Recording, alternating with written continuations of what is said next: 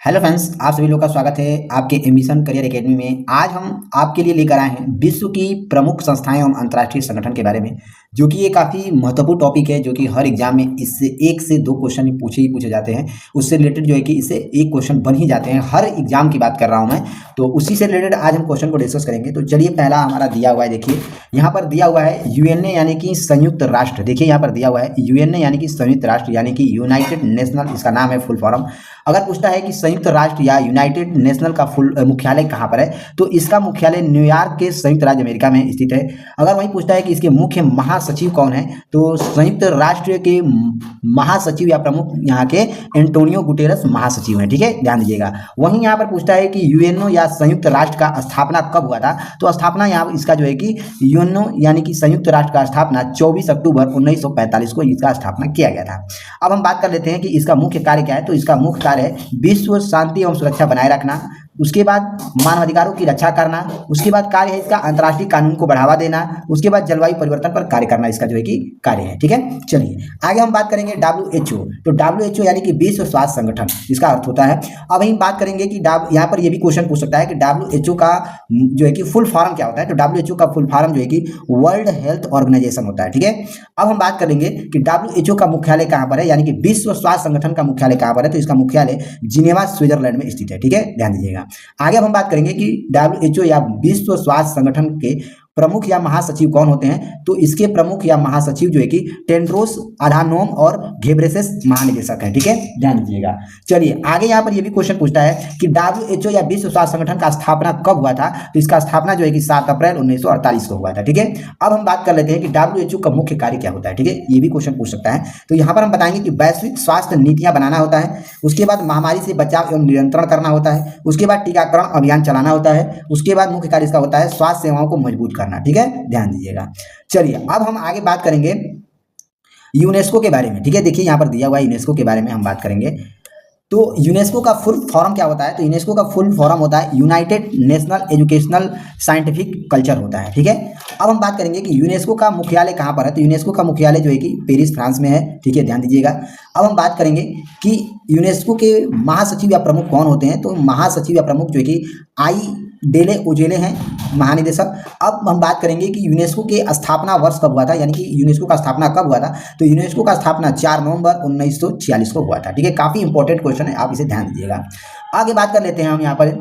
चलिए आगे हम बात करेंगे कि यूनेस्को का मुख्य कार्य क्या होता है। तो यूनेस्को का मुख्य कार्य होता है शिक्षा को बढ़ावा देना, विज्ञान एवं संस्कृति एवं संरक्षण करना, विश्व धरोहर स्थलों की पहचान करना और मीडिया स्वतंत्रता का समर्थन करना। ठीक है, यूनेस्को का कार्य होता है। ठीक है, ध्यान दीजिएगा।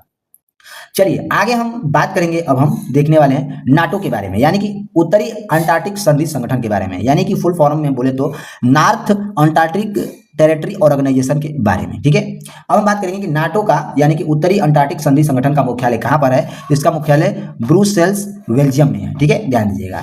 यहाँ पर आगे हम बात करेंगे कि इसके प्रमुख यानी कि नाटो का प्रमुख या महासचिव कौन होते हैं। तो इसका हमारा इसमें हो जाएगा मार्क रूटे हो जाएगा महासचिव। ठीक है, अब हम बात करेंगे कि नाटो का यानी कि उत्तरी अंटार्कटिक संधि संगठन का स्थापना वर्ष कब हुआ था। तो इसका स्थापना वर्ष 4 अप्रैल 1949 को हुआ था। ठीक है, ध्यान दीजिएगा।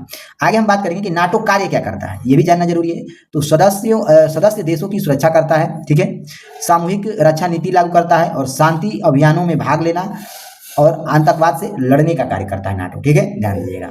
चलिए नेक्स्ट क्वेश्चन यहाँ पर हमारा दिया हुआ है IMF, शॉर्ट फॉर्म में बोले तो IMF या फुल फॉर्म इसे कहे तो अंतर्राष्ट्रीय मुद्रा कोष के बारे में जानेंगे। ठीक है, ध्यान दीजिएगा। अब इसका फुल फॉर्म इसे हम बोल सकते हैं इंटरनेशनल मॉन्यूमेंट फाउंड के बारे में। ठीक है, तो IMF का यानी कि अंतर्राष्ट्रीय मुद्रा कोष का मुख्यालय कहाँ पर है। तो इसका मुख्यालय जो है वाशिंगटन DC अमेरिका में है। ठीक है, अंतर्राष्ट्रीय मुद्रा कोष का मुख्यालय। ठीक है, ध्यान दीजिएगा।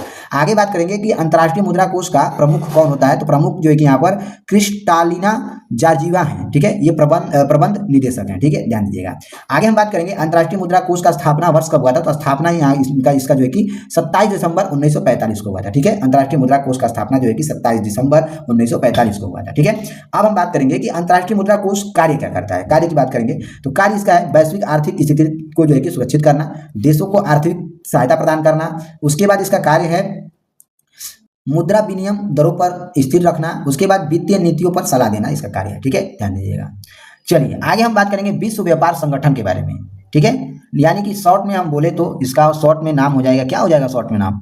शॉर्ट में नाम हो जाएगा WTO के बारे में, यानी कि विश्व व्यापार संगठन के बारे में, ठीक है।